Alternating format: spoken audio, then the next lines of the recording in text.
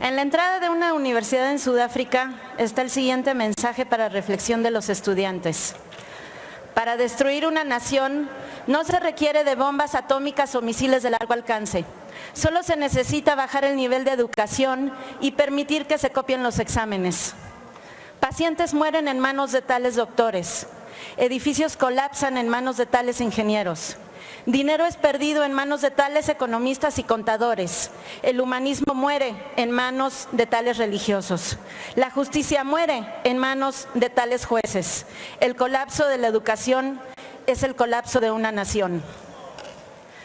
El párrafo 5 del artículo 3 constitucional es claro en su mandato de priorizar el interés de los estudiantes por encima de cualesquiera otros intereses, grupos, acuerdos políticos o promesas irresponsables de campaña. Pero hoy, lamentablemente, ha quedado claro que el titular del Ejecutivo Federal tiene otras prioridades, pues para él es más importante complacer a sus aliados electorales y pagar favores políticos.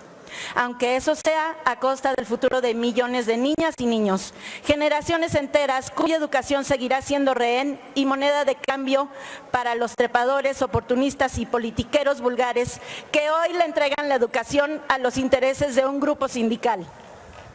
Y hoy también ha quedado claro que los grupos parlamentarios de Morena, junto con sus aliados en esta Cámara de Diputados, se han convertido en lo que tanto criticaron por años, un grupo de levantadedos, dispuestos a burlarse del procedimiento legislativo para aprobar las reformas violatorias a la Constitución que les dictan desde fuera del Congreso.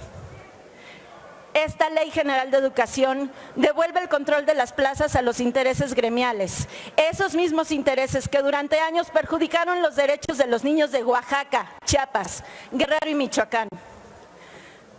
Pero no solo afectan los derechos de los estudiantes, sino también los derechos de los docentes que no tendrán condiciones justas, claras y equitativas para el acceso y promoción en su función. Los docentes también vuelven a ser rehenes de los intereses gremiales, que durante años los utilizaron como carne de cañón para generar presión política y obtener privilegios y prebendas de los que el docente de a pie nunca recibió beneficio alguno. Y además, para que no exista evidencia ni rastro de los atropellos contra derechos de estudiantes y maestros por igual, se ha decidido desaparecer al órgano autónomo que se encarga de evaluar y diagnosticar las bondades y carencias del sistema educativo. La desaparición de un órgano autónomo de diagnóstico elimina de tajo la posibilidad de determinar la pertinencia de las políticas públicas en materia educativa. Es decir, nos deja a ciegas para tomar decisiones sin información, sin elementos en un ámbito fundamental como lo es la educación de las generaciones futuras. Por si lo anterior fuera poco, este dictamen también desaparece al organismo especializado en dar mantenimiento a la infraestructura educativa y transfiere la responsabilidad del mantenimiento de las escuelas a las comunidades escolares, como método burdo para crear nuevos estímulos clientelares con los recursos que se deben destinar a los planteles. Pero lo más grave no es el uso clientelar de los recursos.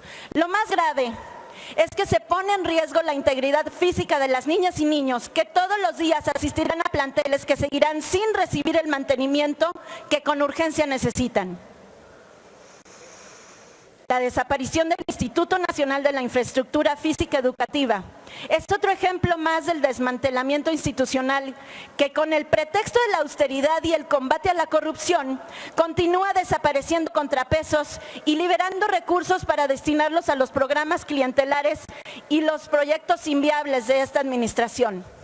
Aquí hay que preguntarnos y llamar la atención de todas las mexicanas y mexicanos. ¿Qué va a pasar con el presupuesto que hasta hoy se destina al mantenimiento de las escuelas a través del INIFED?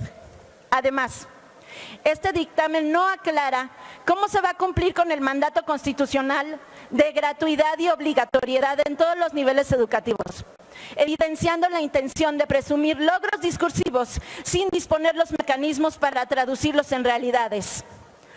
¿Por qué la Comisión de Educación violó toda la ley y el reglamento para aprobar estos dictámenes ilegales con inusitada urgencia?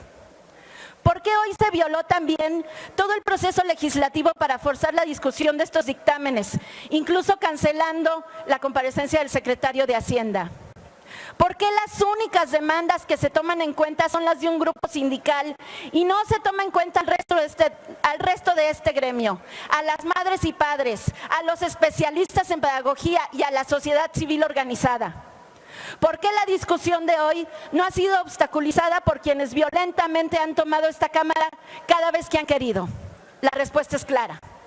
La respuesta es que el dictamen atiende sus intereses al pie de la letra, pisoteando los derechos de nuestras niñas y niños, los derechos de miles de docentes y el futuro del país, y que la patria se los demande. Es cuanto, Presidenta.